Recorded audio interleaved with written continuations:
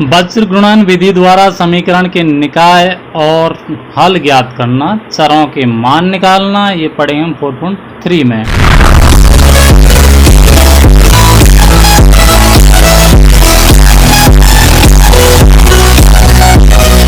पिछले वीडियो में आपने पढ़ा था दो चरों वाले रैखिक समीकरणों के चरों के मान विस्थापन विधि द्वारा निकालना, प्रतिस्थापन और गुणांकों समान करके। अभी इस विधि में हम पढ़ेंगे वज्र गुणन विधि के बारे में। तो वज्र गुणन विधि क्या है उसको हम शॉर्ट में समझेंगे, विस्तार से समझने तो शॉर्ट में ही समझा देता हूं मैं। जैसे कि दो समीकरण है, एक समीकरण है a1x plus b1y plus c1 equal to 0, ये हो गया आपका समीकरण नंबर 1। और एक हो गया समीकरण number 2 a2x plus b2y plus c2 बराबर 0, ये हो गया समीकरण नंबर 2। इसमें आपको जब भी x का मान निकालना है तो x का मान निकालने के लिए जैसे आपको अभी यहाँ वज्र गुणन में क्या क्रॉस होता है, जैसे हमें x का मान निकालना है तो x के मान हम x के चरों को छोड़ देंगे और बाकी इनको क्रॉस मल्टीप्लाई करेंगे, ऐसे इसको ऐसे फिर इसको ऐसे। जब ये इसको ऐसे करके ऐसे क्रॉस मल्टीप्लाई होगा तो चिन्ह चेंज हो जाएंगे। तो जैसे मैं दिखाता हूँ आपको x बटे, तो इनको छोड़ देंगे इसके चरों को, b1 c2, तो ये हो जाएगा b1 c2 माइनस चिन्ह चेंज हो जाएगा और ये हो जाएगा b2 c1 बराबर y बटे, तो y के चरों को छोड़ देंगे गुणांकों को और ऐसे साइन करें यहाँ से a1 c2 minus a2 c1। अभी c1 और c2 की जगह यहाँ इनका यहाँ यानी कि z मान देते हैं, z की पावर 0, तो z की पावर 0 बराबर 1 होता है, तो यहाँ 1 लिखेंगे 1 बटे। अभी गुणांकों में इसको छोड़ देंगे हम, यहाँ आ जाएंगे a1 b2 minus a2 b1, तो ये हो जाएंगे इसके गुणनफल।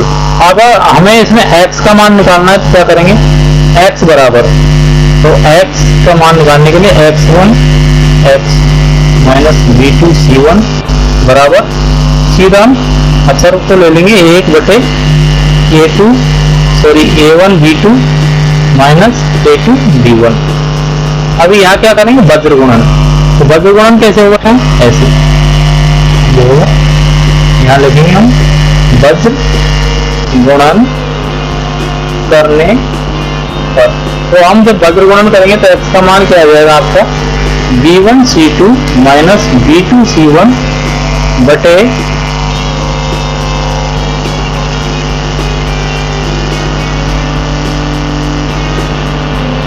a1 b2 minus a2 b1, ये आपका आ जाएगा x का। अगर हमें y का मान निकालना है तो वही करना पड़ेगा, y upon a1 c2 minus a2 c1 बराबर 1 बटे a1 b2 minus a2 b1।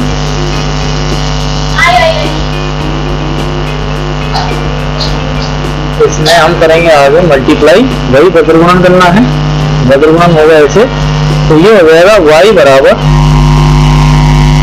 a1 c2 minus a2 c1 upon a1 b2 minus a2 b1। तो ये हो जाएगा x का मान और ये हो जाएगा y का मान। अभी इसमें एक और चीजें आती हैं, वो आती हैं कंडीशन, और वो कंडीशन क्या है, आपको सॉल्व यानी कि हल करने की जब प्रतिबंध आएंगे तो है कंडीशन ऑफ सॉल्विबिलिटी। तो कंडीशन ऑफ सॉल्विबिलिटी को देख लेते हैं, कंडीशन ऑफ सॉल्विबिलिटी, तो वो क्या होगी, आपकी हल करने में क्या क्या प्रतिबंध आएंगे, तो वो आएंगे a1 अपॉन a2, पहला प्रतिबंध है उसमें a1 upon a2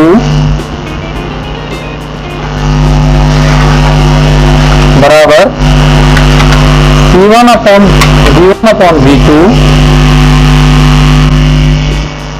A1 upon A2 बराबर B1 अपॉन B2। यदि ये बराबर नहीं है तो क्या कंडीशन होगी? तो इसके लिए कंडीशन होगी आपकी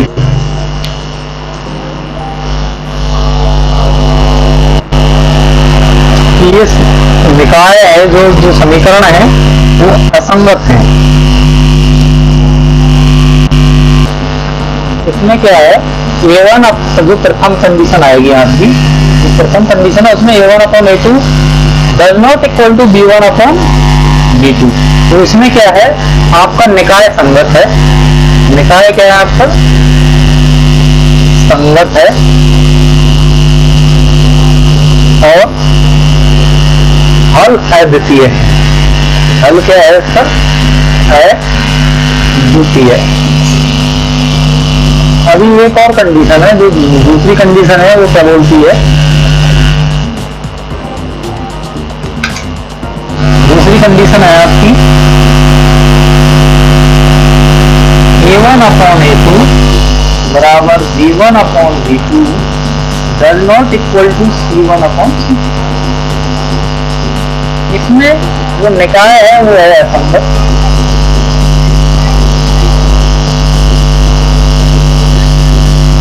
और जो हल है इसमें इसका क्या, कोई हल ही नहीं निकलेगा, कोई हल नहीं।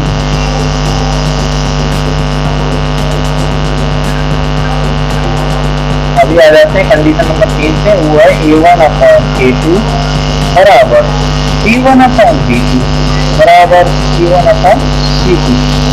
इसमें जो समीकरण निकाय है, समीकरण निकाय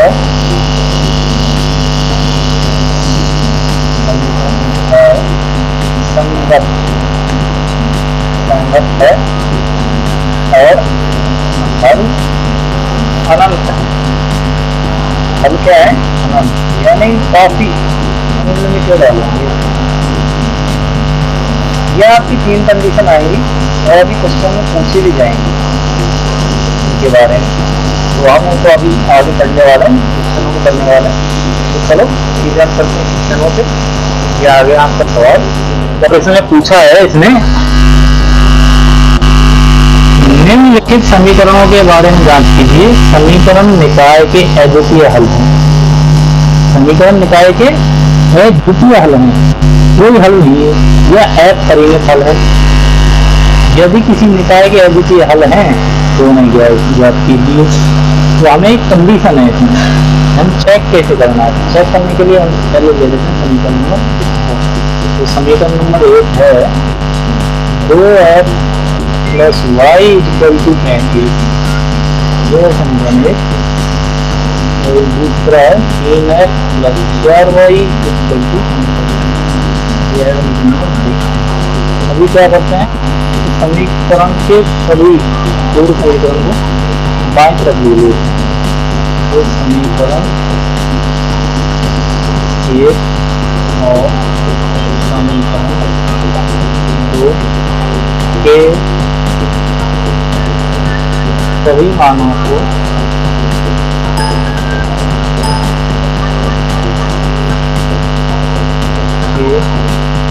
सभी मानों को बाएं तरफ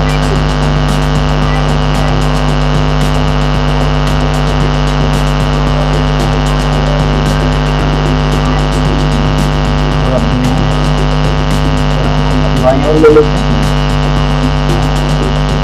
तो ये हो गया आपका 2x प्लस वाई माइनस 35 बराबर 0। समीकरण 1 ये हो गया आपका 3x प्लस 4y माइनस 65 बराबर 0।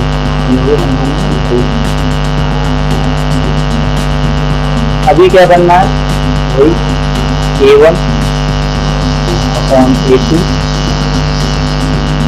निकालना। तो A1 अपॉन A2 जो है 2/3 आपका हो गया 2/3 V1/V2 कितना है इसका 1/4 और V1/C2 है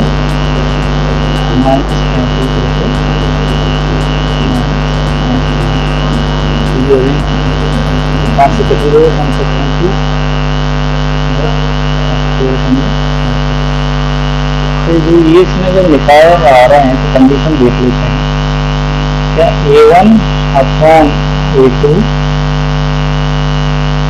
बराबर V1/V2 बराबर C1/C2 इनमें कोई है तो रखते हैं मानों को 2/3 बराबर 1/4 बराबर 7/13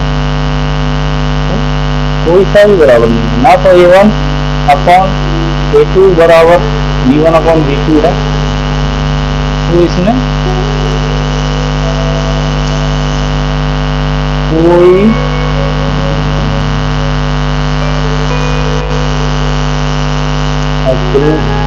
चलो हम इनको ऐसे निकालते हैं जैसे अकॉर्डिंग टू कंडीशन पहली जो हमारी कंडीशन है वो बोलती है A1/A2 does not equal to V1/V2 तो ये है ना तो भी है ना तो देखें बिल्कुल है तो इसमें क्या है हल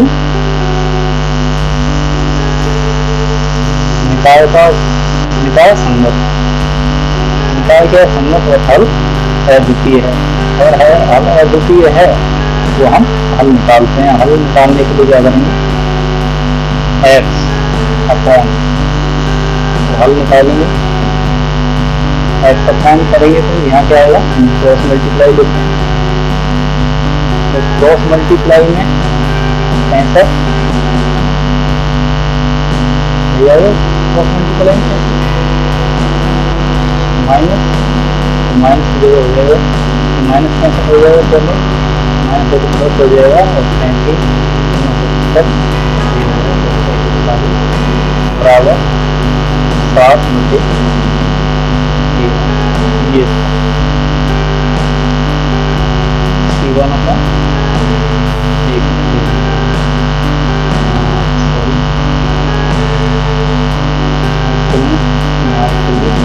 थोड़ा सा नीचे लेते हैं थोड़ा सही समझना है अभी हमें क्या करना हमारे पास A1/A2 B1/V2 दिया होगा तो हमें निकालना है x का मान क्या है V1/V1C2 तो V1C2 क्या है आपका 13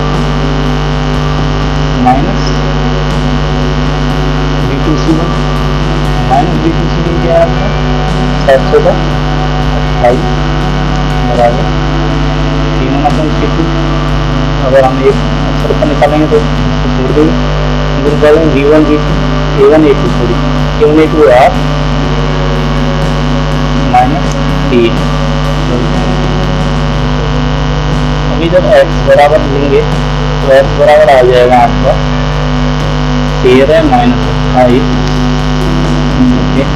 8 3 तो x बराबर आ जाएगा 13 कर देंगे 15 यहाँ बच्चे 5 ये आएगा x का मान -3 x का मान -3 है अभी y का मान निकाल लेते हैं y अपना y में इनको छोड़ देते हैं इनको सही A1C2 हो जाएगा 13 × 26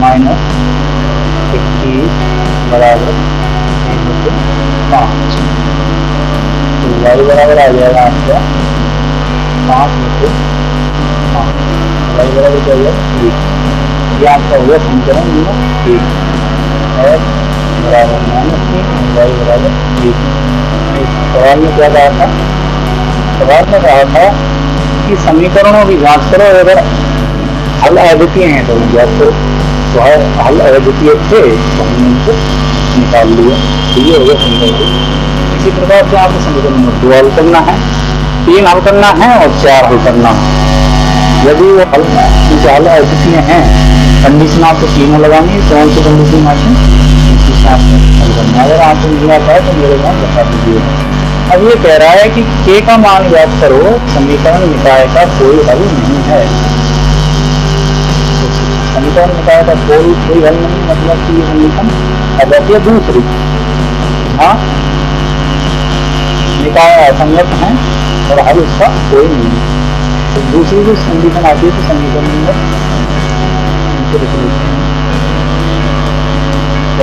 करते हैं आपको। तो ये है 2x प्लस ky बराबर 1 और 3x माइनस 5y बराबर 4। ये तो इनको लिख लेते हैं हम सबको कहाँ, बाईं तरफ। बाईं तरफ करते हैं तो क्या हो जाएगा 2x प्लस ky माइनस 1 बराबर 3x माइनस 5y माइनस 5 बराबर 1। अभी कंडीशन नहीं है, यानी कि इसमें बता दिया इसके अकॉर्डिंग क्या है, a1 अपॉन b2 बराबर b1 upon b2 but does not equal to c1 upon b2, ये इसकी कंडीशन बोलती है। तो इसमें क्या है, हम a1 अपॉन b2 कर लेते हैं। a1 ये है, इसमें आए 2 बचे 3, ये क्या करा 2 बटे 3 बराबर क्या है 6 बटे 5 है, but does not equal to किसके बराबर नहीं 7, बिल्कुल यही। अगर जब ये है तो बिल्कुल हमें x का मान मिलेगा, k का मान क्यों मिलेगा, 2 बराबर किसके k के। अभी हम इसमें पहले निकालते हैं x का मान। x का मान निकालेंगे तो क्या होगा b1 c2, b1 c2 क्या आएगा 7k, बिल्कुल 7k माइनस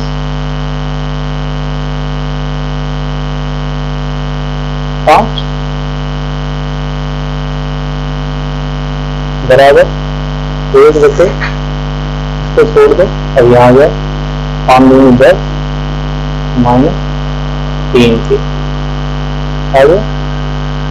अभी यहाँ पे x का मान क्या आएगा 7k माइनस 5 बचे 10 माइनस 3, ये आपका आया। इसको मान लेते हैं हम समीकरण में 3। अभी y बराबर, तो y के लिए इसको छोड़ो, तो इनको लो 7 दूनी 14 माइनस 3 बराबर 1 बचे 10 माइनस 3 के।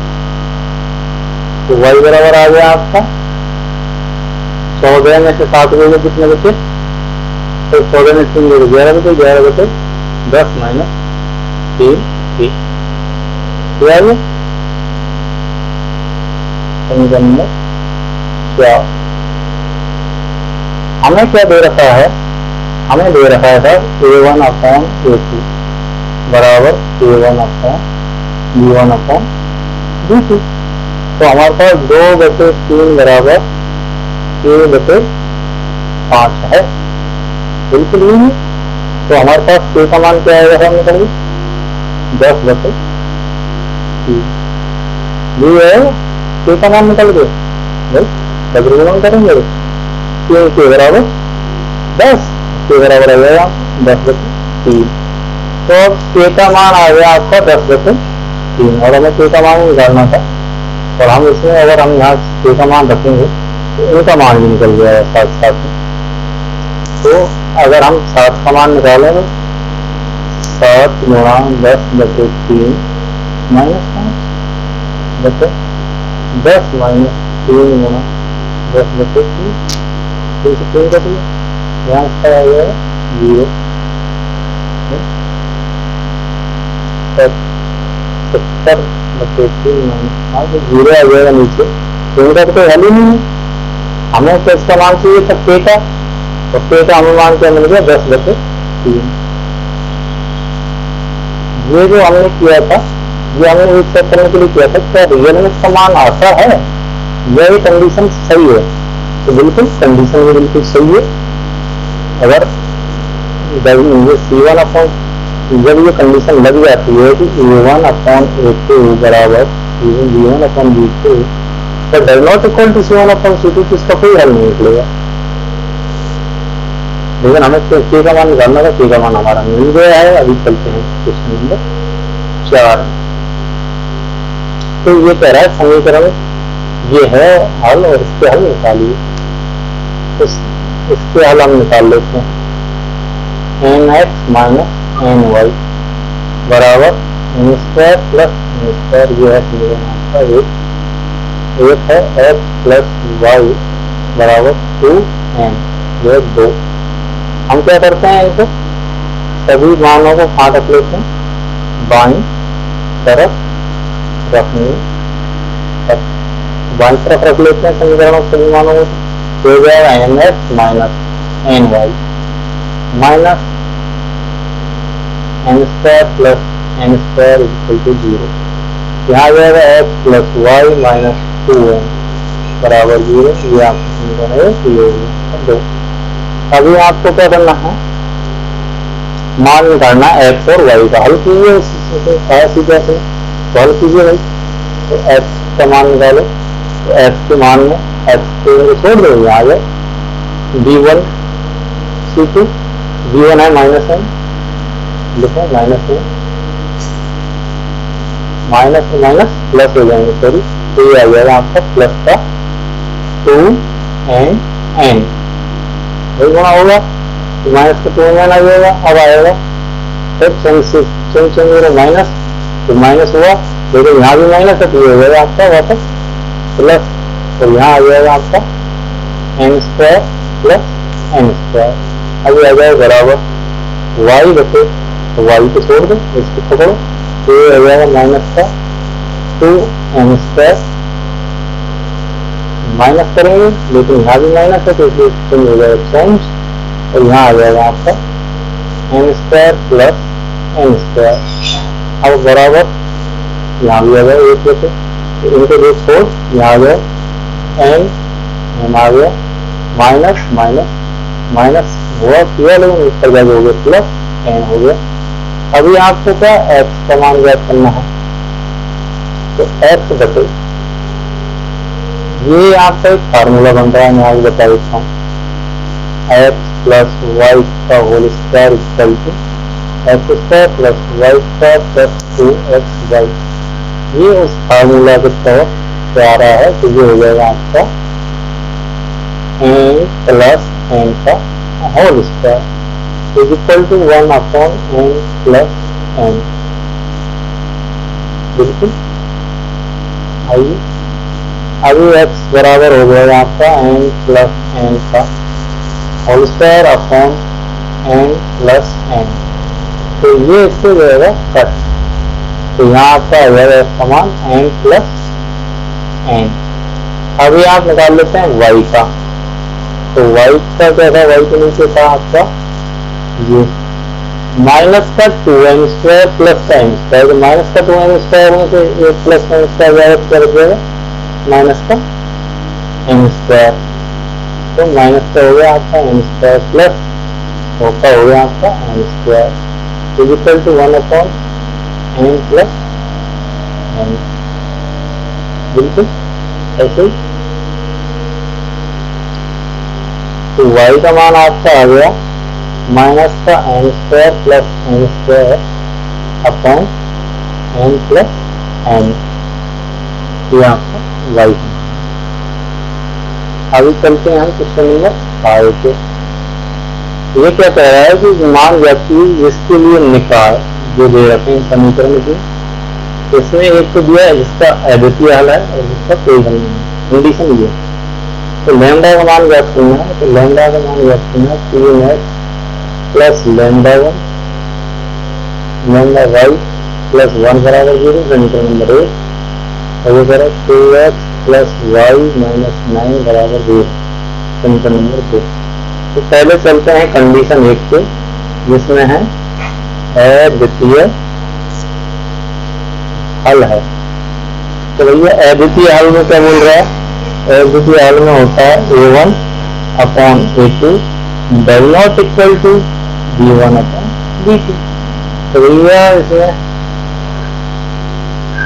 क्या है, A1 क्या 3/2 डज नॉट इक्वल टू λ/1 बराबर नहीं, उसको हल है ये।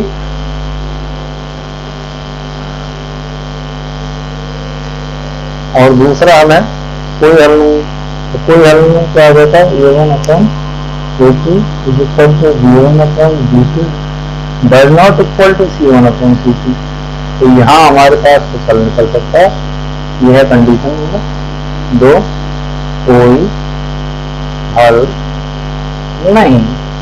कोई हल नहीं में क्या आता है A1 अपॉन A2, तो A1 क्या 3/2 बराबर λ/1। तो यह क्या आ जाएगा आपका λ बराबर 3/2, यहाँ आपका मान आ जाएगा।